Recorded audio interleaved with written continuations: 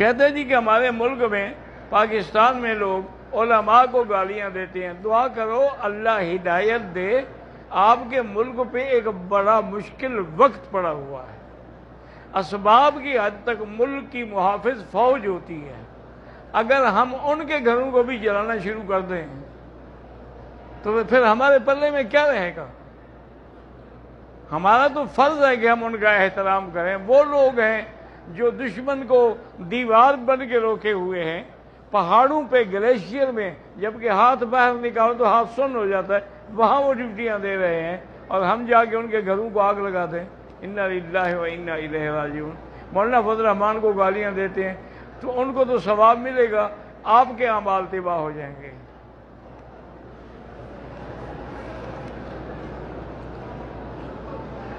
میرا احرام گم ہو گیا ہے، حمام میں ایک احرام پڑا، میں اٹھا، میرا خیال ہے بالکل نہ اٹھائیں. کیا پتہ جیسے آپ کا گم ہو گیا اس بیچارے کا بھی بھول گیا ہوگا کوئی.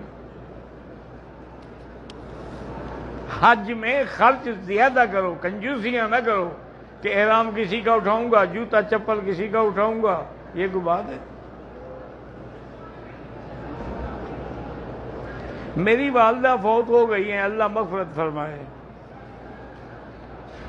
اللہ ہر مسلمان، تمام آنے والے میرے بھائیوں کے سارے گناہ معاف کر دے اور ان کی جھولیاں اپنی رحمت سے بھر دے. اس دروازے سے کسی کو خالی نہ کرے. خانہ کعبہ میں سب سے افضل عمل جو ہے وہ طواف ہے، چونکہ طواف ایک ایسی عبادت ہے جو ماں سوائے مکے کے کہیں نہیں ہو سکتی. نماز ہر جگہ پڑھ سکتے ہیں، خیرات دے سکتے ہیں، زکوٰۃ دے سکتے ہیں، صدقات کر سکتے ہیں، تعلیم کر سکتے ہیں، تبلیغ کر سکتے ہیں، لیکن طواف کیسے کریں؟ وہ صرف اس ایک گھر کا ہے.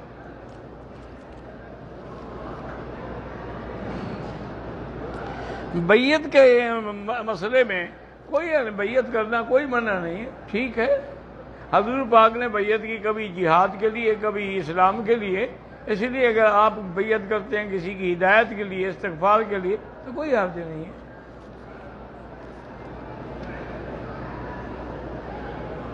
میرا دوست ہے، اس کا بیٹا اغوا ہو گیا ہے. اللہ پاک اس مرحوم بچے پہ رحمت کرے اور وہ خیریت کے ساتھ اپنے گھر آ جائے. کیونکہ آج کل ایسے ظالم لوگ ہیں جو 8-8 سال کے بچیوں کو بھی ریپ کرتے ہیں.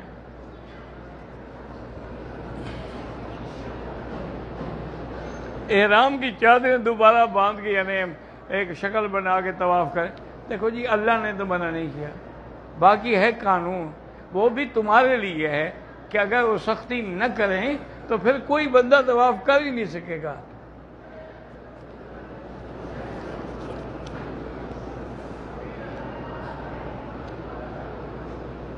اگر کوئی حاجی میقات کے دوسری طرف چلا جائے، مثلا طائف چلا جائے، تو واپسی پہ لازمی احرام باندھے، کیونکہ میقات ہے. کیونکہ کسی حدیث میں حضور کبھی میقات سے بغیر احرام کے نہیں آئے، صرف فتح مکہ کے موقع پر آپ آئے ہیں، تو وہ بھی آپ نے بتلا دیا کہ اللہ نے مجھے اجازت دی ہے.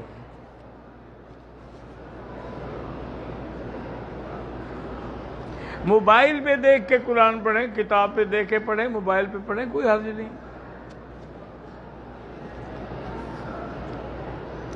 دم کا گوشت جو ہے وہ آپ نہیں کھا سکتے.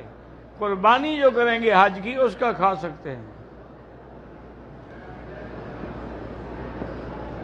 کہتے ہیں جی جنت میں جو سب سے کم درجے کا جنتی ہوگا اس کو کتنی حوریں ملیں گی؟ اللہ کے پاس کوئی کمی ہے؟ سب کو انشاءاللہ 72 ملیں گی. اور یہاں جو حور ہے آپ کے پاس یہ بھی ملے گی.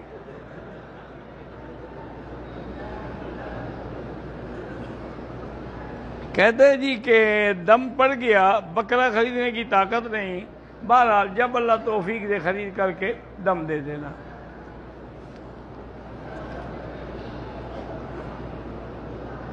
جی ہاں، حناف کے نزدیک ترتیب جو ہے وہ واجب ہے، یعنی پہلے کنکریاں مارے، پھر قربانی کرے، پھر اس کے بعد یہ ہے کہ سر منڈا کے احرام کھول کے طواف زیارت کرے. ان کے نزدیک یہ ترتیب واجب ہے. وجہ کیا ہے؟ وہ کہتے ہیں کہ حضور پاک نے یہ عمل ترتیب سے کیا ہے یا نہیں. اگر حضور پاک نے عمل ترتیب سے کیا ہے تو نماز کے لیے تو کہتے ہو ایسے پڑھو جیسے حضور نے پڑھی، تو حج بھی اسی طرح کرو۔ باقی یہ ہے کہ ایک حدیث میں ہے، حضور نے فرمایا کہ اگر کوئی چیز آگے پیچھے ہو جائے تو اس پہ دم نہیں پڑے گی۔ مثلا قربانی پہلے کر بیٹھا، طواف بعد میں کیا، کوئی حرج نہیں۔ لیکن احناف کہتے ہیں کہ چونکہ پہلا حج تھا حضور کا، اس لیے امت کو رعایت دی تھی، لیکن مسئلہ یہی ہے کہ ترتیب پہ عمل کریں۔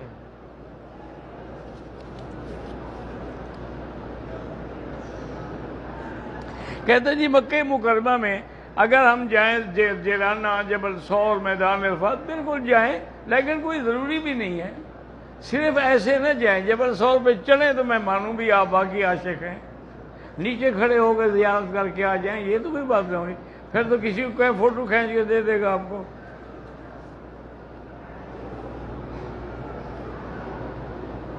کہتے ہیں جی کہ ایک آدمی نے خواب دیکھا ہے کہ لوگ اس کے لیے قبر کھود رہے ہیں، کوئی حد نہیں، مرے گا وقت پہ، اس وقت بھی تو ہر کوئی لوگ ہی قبر کھودیں گے نا، خود تو نہیں کھودے گا۔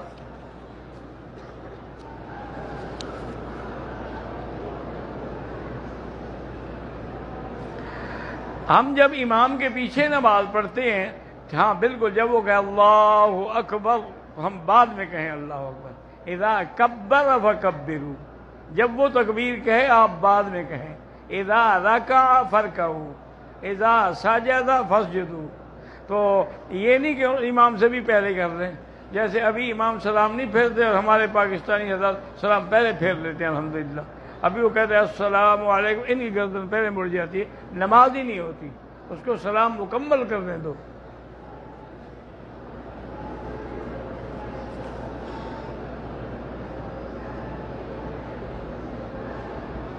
مجھے جریان کی بیماری ہے، مجھے خدشہ لگا رہتا ہے کہ شاید کوئی قطرہ نکل جائے، تو مجبوری ہے، کوئی بات نہیں، آپ اپنی طرف سے پمپر شمپر باندھ کے رکھیں، باقی اللہ کے ہاتھ میں ہے۔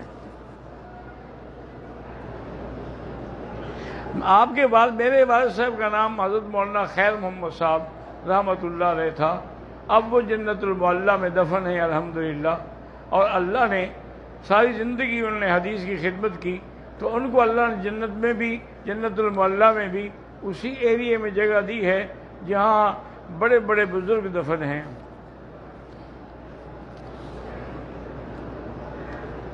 احرام کی حالت میں سردی لگے تو کمبل اوڑھ لیں، رضائی اوڑھ لیں، کوشش کریں کہ سر ننگا رہے، لیکن اگر دیکھیں کہ حد سے زیادہ سر پہ بھی ڈالیں، صدقہ کر دینا، یہ تو نہیں کہ مر جاؤ۔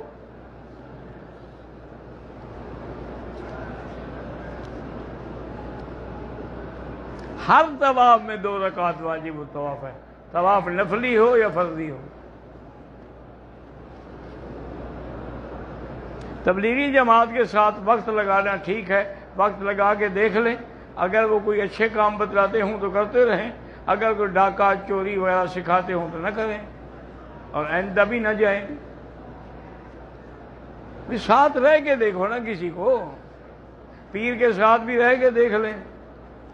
ایک آدمی نے، ہمارے علاقے کے ایک بزرگ تھے، بہت بڑے عالم تھے، حافظ اللہ وسایہ صاحب ڈیرہ غازی خان کے، بہت بڑے خطیب تھے، نابینا تھے، لیکن عالم بھی تھے اور خطیب بھی بڑے تھے۔ تو ایک آدمی نے چٹ بھیجا، ساتھ بیٹھا ہوتا تھا ان کا شاگرد، وہ پڑھتا تھا، تو اس نے پوچھا جی پیر کی شان بڑی ہے یا قرآن کی شان بڑی ہے؟ تو حضرت نے فرمایا بھائی قرآن کو آئے ہوئے 1400 سال ہو گئے، ہمیں کوئی نقصان نہیں پہنچایا، پیر کو تم 14 دن کے لیے گھر میں رکھ لو، انشاءاللہ ایک اور پیر پیدا کر کے جائے گا۔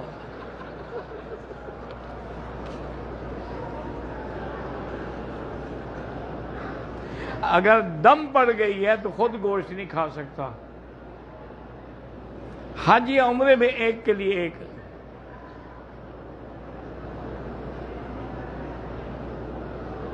مجھے بھائی نے پیسے دیے ہیں کہ میں والدہ کا حج بدل کروں، میرے پاس تو پیسے نہیں تھے، طاقت بھی نہیں، تو کر سکتے ہیں آپ اپنے لیے، پھر عمرہ شمرہ کر لینا، طواف کر لینا۔